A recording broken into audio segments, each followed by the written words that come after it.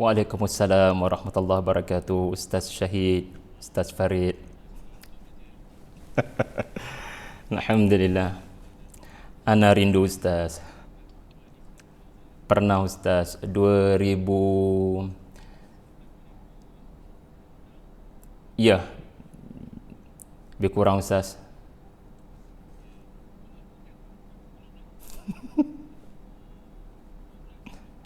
Benar Ustaz. Betul. Betul, Dr. Khairuddin.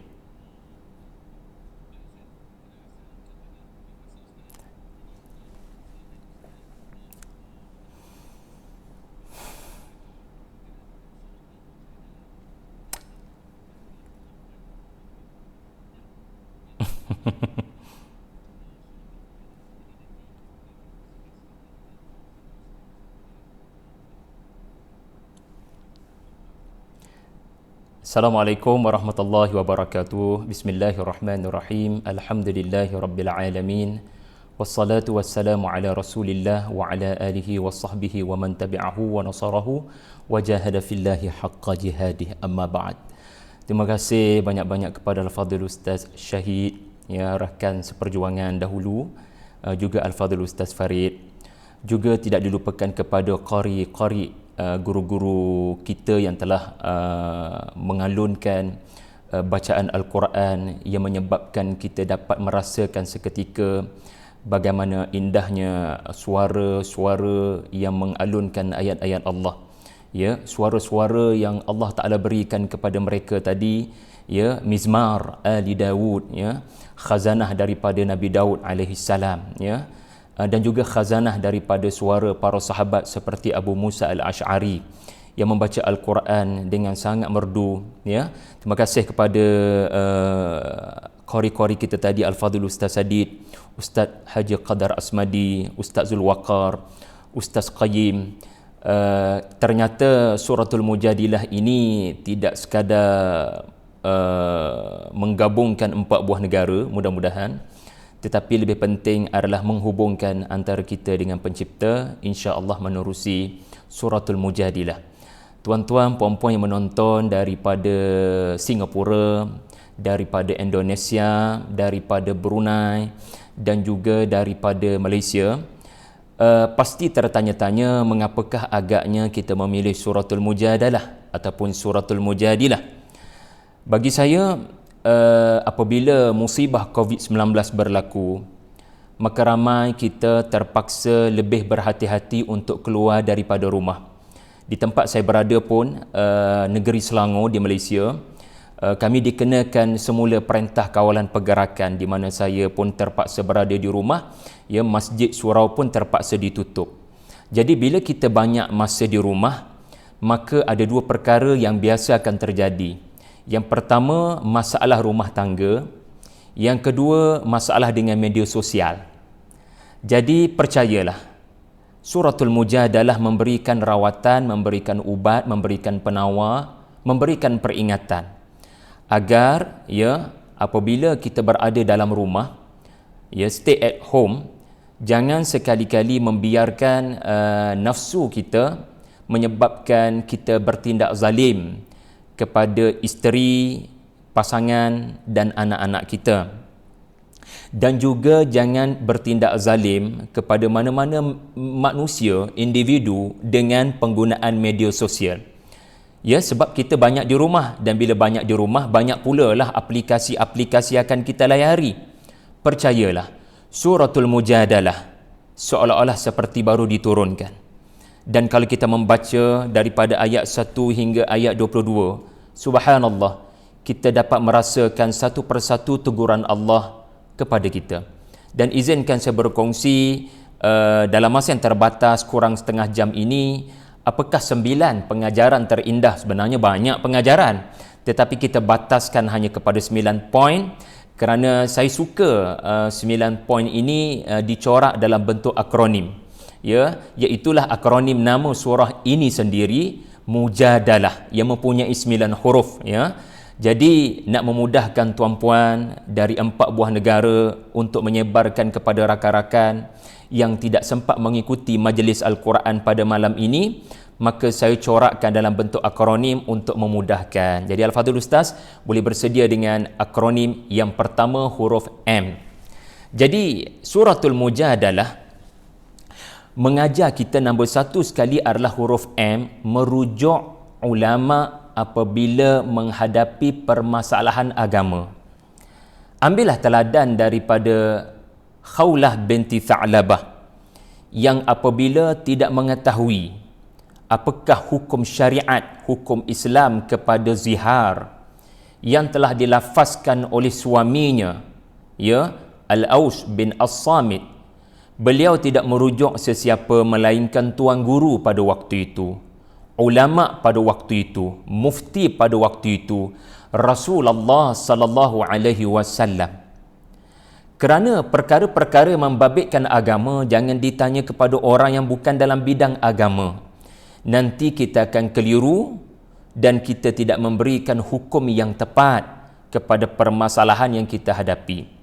Ayat yang pertama, ya, tuan-puan baca, tuan-puan akan dapati Allah merakamkan sikap Khawlah binti Tha'labah yang melakukan tujadiluka, fi'il mudhari' kepada yang belajar bahasa Arab, bermaksud terus menerus mendesak Nabi sallallahu alaihi wasallam agar memberikan jawapan kepada bagaimanakah hukum Islam kepada zihar. Kalau hukum jahiliyah ia dianggap dikira cerai. Tetapi adakah Islam pun begitu? Adakah Islam juga menganggap zihar ini cerai, jatuhnya talak, atau bagaimana? Jadi beliau menunggu penuh setia penjelasan pencerahan daripada Nabi sallallahu alaihi wasallam, ya, dan apabila kelihatan jawapan Nabi sallallahu alaihi wasallam tidak memihak kepada kemahuannya, dia tunggu lagi di luar rumah Nabi, ya, kerana meyakini takkanlah Islam sama dengan jahiliyah di mana saya sudah tidak boleh bersama dengan suami saya kerana jatuhnya talak.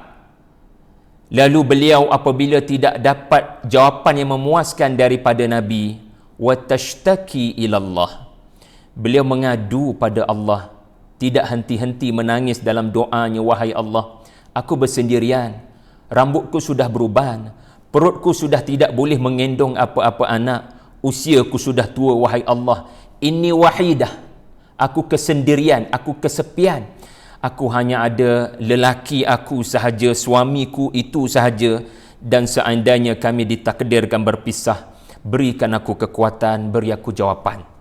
Jadi sikap Khawlah mengadu pada Nabi dan kemudiannya mengadu pada Allah, teladan yang sangat penting pada hari ini, kerana banyak masalah rumah tangga hari ini, ya, dilaporkan di media sosial.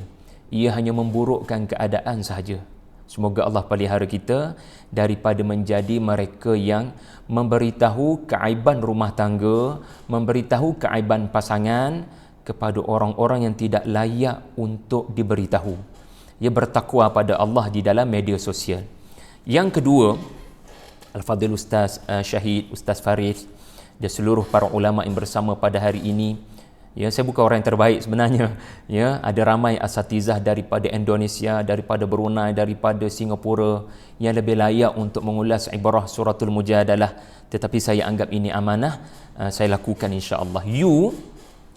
Huruf U pula adalah unggulnya Khawlah binti Tha'labah kerana beliau adalah gambaran seorang wanita yang berani. Wanita ini seringkali digambarkan memasak sahaja di dapur, ya, menghayun buayan, ya, memberikan susuan, membesarkan anak. Tetapi Al-Quran surah yang ke-58, nama surah itu diambil oleh Allah Ta'ala kerana seorang wanita. Dalam Al-Quran ada banyak surah Allah Ta'ala mengangkat martabat wanita. Bukan sekadar suratul Nisa, bukan sekadar suratul Mumtahanah, bahkan ada surah Maryam, ya, yang nama itu adalah nama wanita. Dan juga Mujadilah, 22 ayat ada banyak isu, tetapi Allah Ta'ala mengambil satu sikap yang orang-orang beriman, wanita atau lelaki, kena ambil teladan daripada wanita ini. Beliau telah menampilkan sikap merujuk orang agama apabila menghadapi permasalahan dalam agama, dan beliau berani sampai dalam riwayat tafsir, Aisyah radhiyallahu anha, isteri Nabi sallallahu alaihi wasallam, bila mendengar Khawlah duk mengadu pada Rasulullah, Aisyah yang duduk dalam rumah, wa yakhfa alayya ba'duh, aku sangat risau beberapa perkataan Khawlah akan ditegur oleh langit. Beberapa perkataannya kelihatan naik suara, sebab jidal, tuan-puan, jidal ni maknanya naik suara. Wajadilhum billati hi ahsan. Khawlah sampai naik suara kepada Nabi SAW. Tuan-puan pasti pernah membaca suratul Hujurat. Apa padahnya bila satu kabilah naik suara pada Nabi? Allah Ta'ala menurunkan suratul Hujurat menegur kabilah Bani Tamim berkenaan kerana naik suara kepada Nabi sallallahu alaihi wasallam. Tetapi wanita ini, Aisyah, risau, takut Quran turun tegur dia sebab naik suara pada Nabi. Tetapi Allah Ta'ala tidak menegur wanita ini, bahkan menurunkan ayat pertama lagi mengiktiraf sikap beliau. Sebab itulah Umar Al-Khattab semasa menjadi khalifah radhiyallahu anhu, ketika turun ke padang sebagai seorang pemerintah penguasa yang nak mengetahui apa masalah rakyat jelata, tiba-tiba perjalanan baginda dengan pegawai-pegawai keselamatan dihalang oleh seorang wanita tua. Lalu wanita tua berkenaan memberikan khutbah kepada Umar. Pegawai-pegawai keselamatan mula risau, siapa wanita ini dan siapa beliau? Layakkah beliau menghalang kelancaran perjalanan Umar Al-Khattab, sang khalifah? Lalu Umar berkata, biarkan wanita ini berkhutbah berkata-kata kepada saya. Lalu wanita itu berpesan kepada Umar, dahulu aku memanggilmu Umair kerana kamu waktu itu kecil, sekarang aku memanggilmu Umar. Ittaqullah. Dia berpesan kepada Umar agar bertakwa kepada Allah. Panjang benar khutbah wanita tua berkenaan, sehingga pegawai-pegawai mula rasa tidak selesa. Umar, adakah kita nak membenarkan wanita ini memberikan wasiat kepadamu sedangkan program padat, jadi kena ikut masa? Umar berkata, ini bukan calang-calang wanita. Suaranya telah didengar oleh pemilik 7 petala langit. Dan adakah layak kalau Allah mendengar rintihannya, aku, Umar, tidak dengar suaranya? Jadi Umar sangat takut kalau-kalau dia ditegur oleh Allah, sedangkan Allah mendengar rintihan wanita ini. Wallahu yasma'u tahawurakuma innallaha sami'un basir. Yang ketiga, mudah-mudahan semua dapat sempat mencatat dan dapat buat peta minda ke apa, supaya dapat disebar-sebarkan untuk kebaikan. Semua orang dapat jatuh cinta dengan suratul Mujadalah. Yang ketiga, J. Surah ini sangat menggerunkan. Semua orang seharusnya gerun dan menjadikan anak-anak di rumah dapat hafal, dapat faham ayat yang ke-6. A'udzubillahi minasyaitanirrajim. Ayat yang ke-6 menceritakan tentang J, janji Allah pasti berlaku, tiada sebarang ragu. J merujuk kepada jelmaan semula segala perbuatan dan perkataan. Allah Ta'ala akan paparkan, walaupun pada waktu itu kita akan kata, alamak, saya terlupa saya pernah melafazkan perkataan itu kepada fulan bin fulan.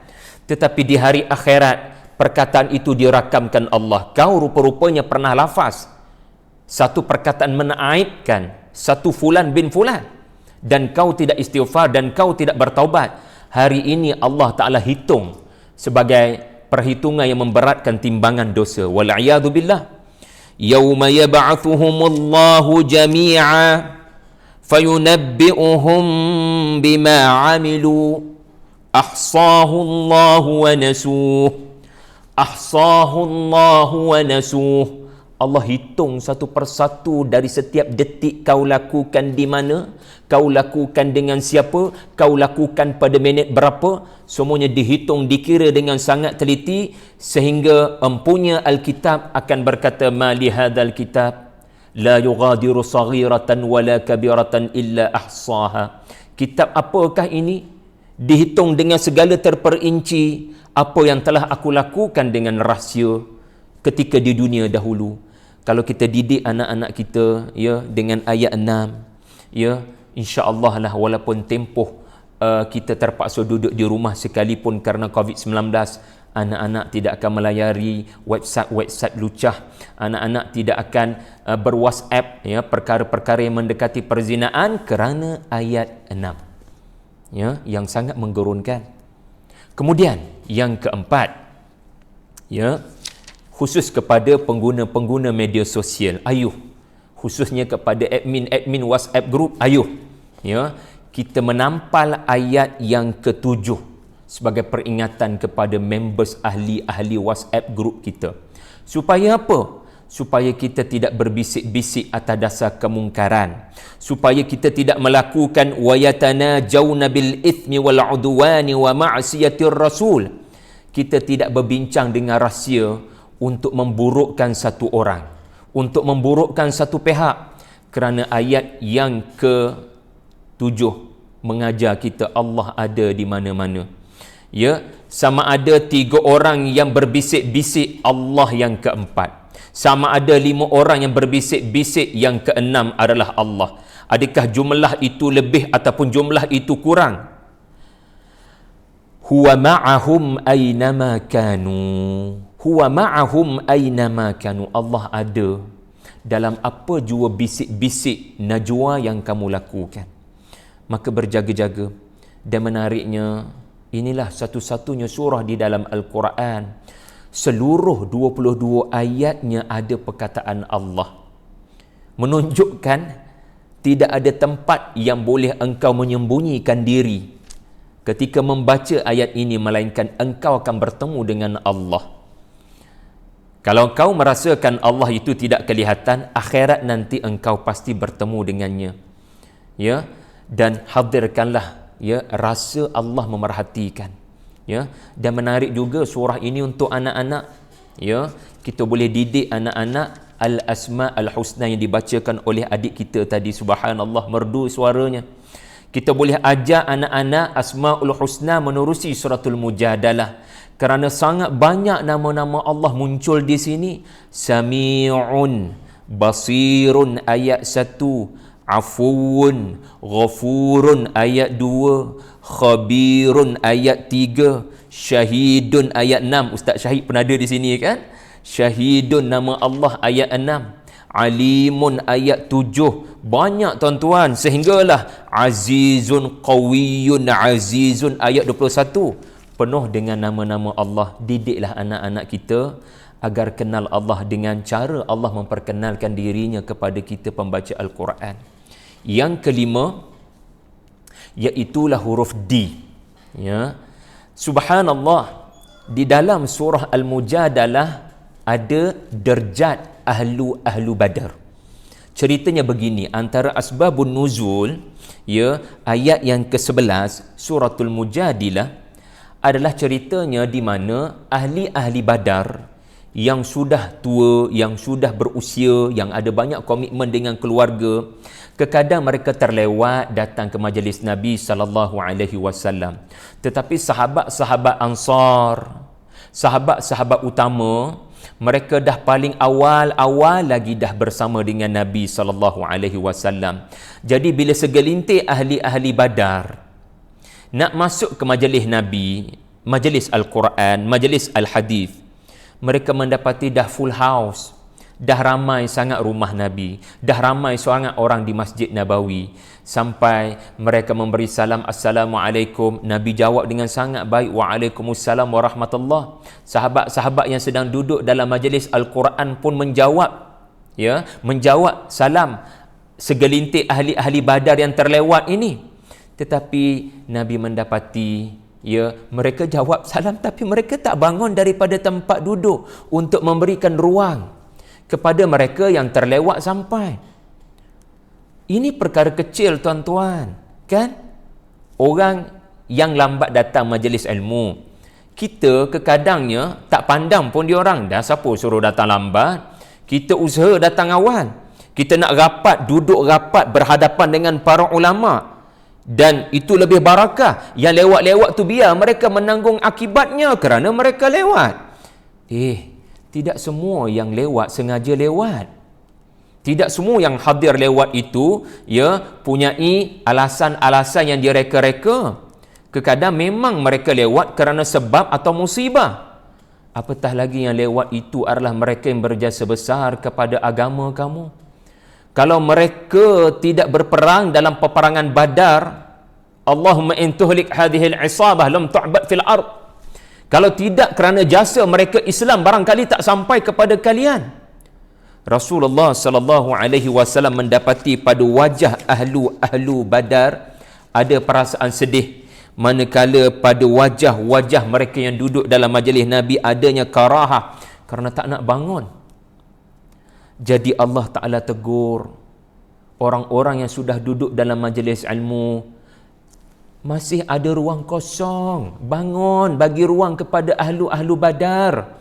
Jadi pengajaran suratul Mujadilah ayat 11 ini adalah beradablah dengan orang yang lebih tua daripada kita, dan jangan bersangka buruk, jangan mudah bersangka buruk. Ya ayyuhalladzina amanu idza qila lakum tafassahu fil majalis fafsahu yafsahillahu lakum. Bila dikatakan kepada kamu, lapangkanlah sedikit tempat duduk, maka bangunlah sekejap untuk memberikan kelapangan. Kerana Allah pasti akan melapangkan kehidupan kamu bila kamu melapangkan tempat duduk untuk orang-orang yang lambat sampai. Subhanallah, besar perhatian Islam kepada persoalan adab. Kadang kita bergaduh dekat WhatsApp group, kita dah lupa ada orang lebih berusia daripada kita, langsung tidak hormat kepadanya. Ya, itu nombor 5 insya-Allah. Kemudian kita teruskan nombor 6. Dan ternyata nombor 6 ini kita masih lagi berada pada ayat 11, huruf A. A adalah ambil berat kesibukan para ulama. Kita kena faham para ulama ini dia bukanlah ada banyak masa macam kita. Ya, kadang kita memang berhak bertanya soalan. Tetapi kadang soalan-soalan itu terlalu mudah. Semudah boleh Google sahaja. Ya, kalau di Malaysia ini Al-Fadil, tuan-tuan guru saya, ya, kadangnya bekas mantan mufti wilayah yang sekarang Menteri Agama sudah memberikan pelbagai jawapan kepada pelbagai masalah-masalah yang dihadapi oleh rakyat. Tinggal nak klik baca sahaja. Ya, kalaulah kita rajin, ya, Google, mesti kita jumpa jawapan tanpa perlu bertanya kepada para ulama. Tetapi tidak salah bertanya para ulama. Yang salahnya adalah apabila kita sampai membebankan beliau dengan persoalan yang seharusnya kita boleh dapat jawapan dengan bertanya orang lain.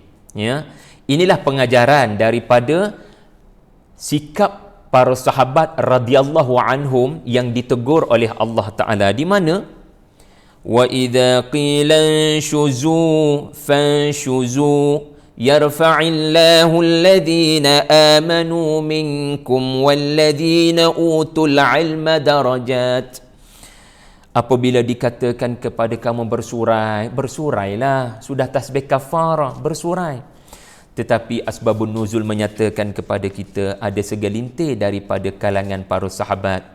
Ahabba kullum minhum an yakuna huwa akhirahum khurujan min 'inda rasul. Min 'inda rasul. Kalangan sahabat ada yang memang suka berlengah-lengah. Mereka tak nak keluar lagi daripada majlis dengan Nabi. Majlis dengan Nabi, tuan-tuan, siapa nak keluar beredar lebih awal?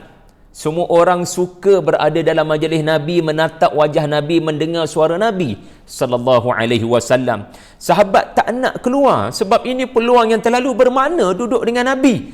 Tiba-tiba Allah Ta'ala tegur. Allah Ta'ala tegur. Nabi tidak tegur. Nabi ni kalau diajukan soalan, Nabi akan layan para sahabat. Inilah Nabi rahmah. Nabi takkan biarkan para sahabat pulang dengan kekecewaan tanpa jawapan. Tetapi Allah Ta'ala campur tangan. Sebab apa? Ya Rasulullah, engkau ada isteri di rumah, engkau ada anak perempuan di rumah. Takkan engkau mengutamakan umat tetapi keluarga tidak merasakan rahmat? Pulang wahai Rasulullah. Jangan biarkan persoalan-persoalan umat menyebabkan engkau lupa untuk menunjukkan akhlak Al-Quran kepada yang tersayang. Esok masih ada, insya-Allah. Lusa masih ada, insya-Allah. Abu Bakar As-Siddiq juga hebat, Umar Al-Khattab juga hebat. Takkah semua soalan nak dihalakan kepada Nabi sallallahu alaihi wasallam, seolah-olah khulafa Rashidin yang kemudiannya menjadi khulafa Rashidin tidak punya kedudukan sebagai ulama? Jadi kalau tidak dapat jawapan daripada Nabi, ajukan soalan kepada sahabat-sahabat besar Nabi. Mereka bukan calang-calang ulama juga. Jadi jangan sampai membebankan Nabi. Nabi juga ada komitmen. Nabi bukan sekadar seorang ketua kerajaan Madinah dan juga sebagai seorang qadi, sebagai seorang hakim, sebagai seorang mufti. Nabi juga suami. Nabi juga ayah. Nabi kena pulang ke rumah. Ya. Kemudian yang ketujuh dalam masa kita yang berbaki.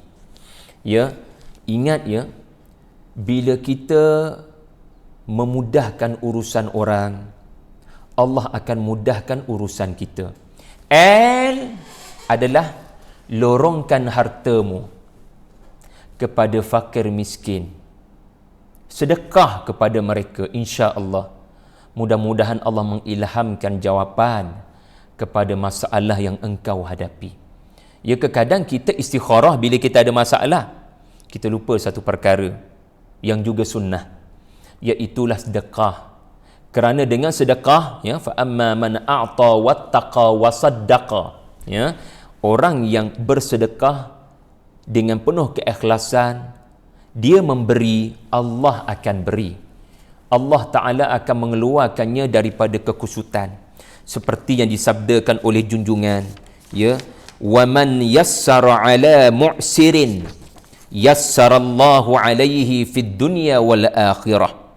Wallahu fi aunil abdi ma kana al abdu fi auni akhi. Allah Ta'ala akan tolong bila kita tolong orang.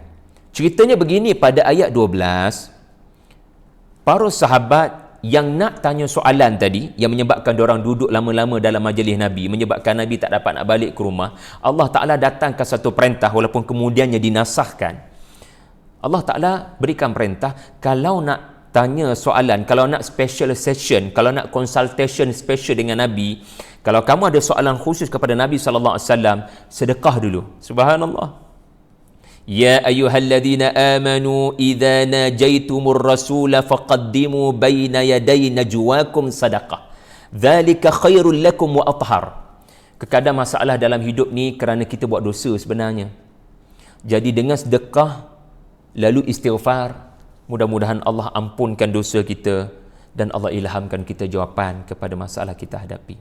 Okey, yang ke-8, ambillah posisi tentera Allah. Jangan ambil posisi tentera syaitan. Suratul Mujadalah menyebut di penghujung-penghujungnya adanya 2 bala tentera. Kamu hendaklah menetapkan pendirian. Kalau ambil tentera syaitan, siapa tentera syaitan yang dimaksudkan pada ayat 19? Mereka adalah orang yang duduk dalam Madinah.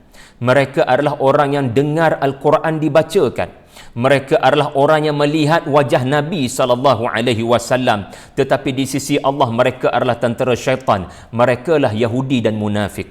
Semoga Allah pelihara kita, tuan-tuan, daripada penyakit-penyakit yang datang daripada syaitan. Duduk di negara ada Nabi, menatap wajah Nabi, mendengar Al-Quran paling hebat dibacakan sendiri oleh Nabi, tiba-tiba hati mereka berpenyakit. Semoga Allah tidak golongkan kita daripada orang yang mendengar Al-Quran tetapi lupa Allah.